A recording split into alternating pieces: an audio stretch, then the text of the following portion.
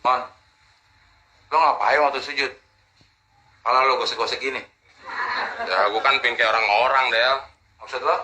Udah gak usah lo pikirin. Lakum dinukum waliadin. Tahu lo.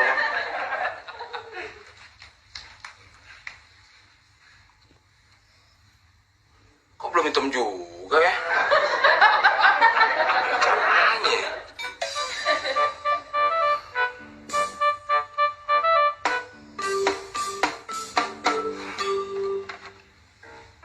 Ini solusinya.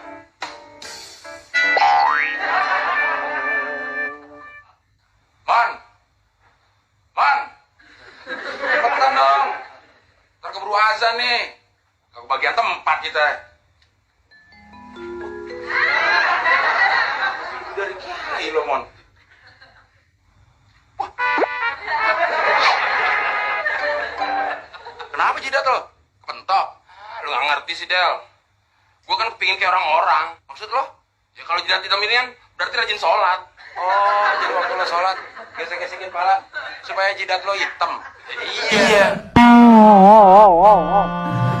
Ketika melihat seseorang dengan tanda hitam di jidat, hal pertama yang mungkin terlintas adalah anggapan bahwa orang tersebut sangat rajin dalam menjalankan ibadah sholat.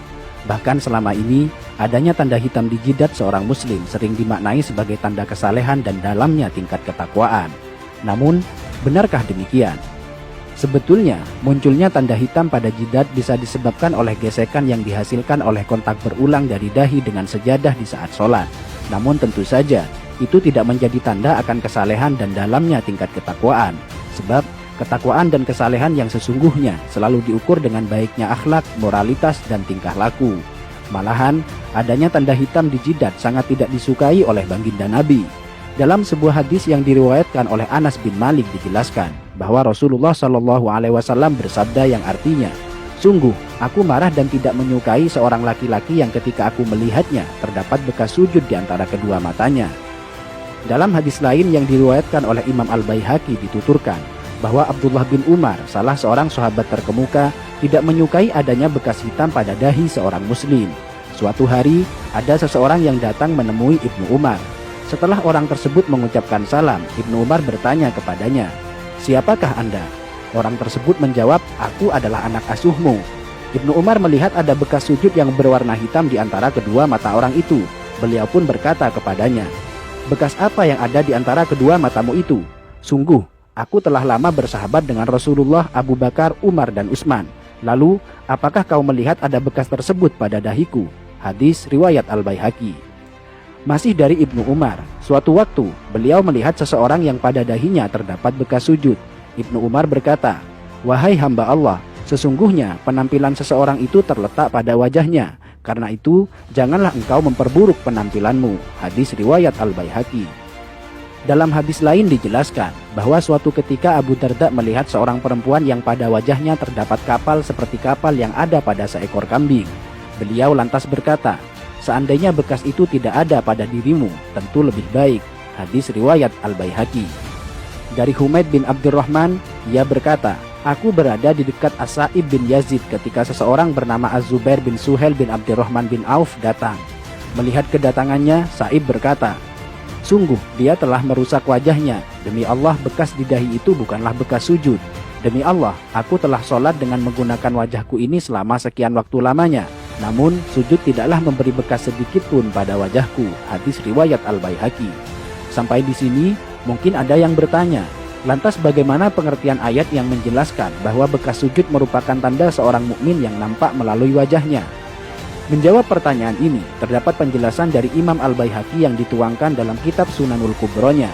Dari Mansur, ia berkata, "Aku bertanya kepada Mujahid tentang maksud dari firman Allah, tanda-tanda mereka tampak pada muka mereka dari bekas sujud. Apakah yang dimaksudkan adalah bekas di wajah?" Mujahid menjawab, "Bukan, bahkan ada orang yang kapalan yang ada di antara kedua matanya bagaikan kapalan yang ada pada lutut unta. Namun, dia adalah orang yang bejat. Tanda yang dimaksudkan adalah kekhusyuan." Hadis riwayat Al-Baihaqi. Bahkan dalam kitab Hasyiatus Shawi dijelaskan, bukanlah yang dimaksudkan oleh ayat adalah sebagaimana perbuatan orang-orang bodoh dan suka pamer, yaitu tanda hitam yang ada di dahi, karena hal itu adalah ciri khas dari Khawarij. Dalam sebuah hadis disebutkan, "Sungguh, saya benci seseorang yang saya lihat di antara kedua matanya terdapat bekas sujud." Sampai di sini, mungkin Anda sudah paham bahwa tanda hitam di jidat sama sekali bukan tanda kesalehan. Alih-alih tanda kesalehan, justru tanda tersebut sangat dibenci oleh para sahabat dan tabi'in karena dikhawatirkan akan menimbulkan riya pada pemiliknya. Dan perlu dicatat bahwa orang yang mengaku rajin dalam bersujud namun terdapat bekas hitam di dahinya, itu artinya ada yang salah pada gerakan sholatnya. Karena seharusnya muka orang yang rajin bersujud akan tampak bercahaya dan berseri-seri, bukan sebaliknya menjadi kapalan dan menimbulkan bekas hitam. Biasanya dia menjadikan dahinya sebagai tumpuan, bukan tangan dan kedua lututnya. Padahal cara sujud yang benar adalah sebaliknya, yaitu menjadikan kedua tangan dan lutut sebagai tumpuan.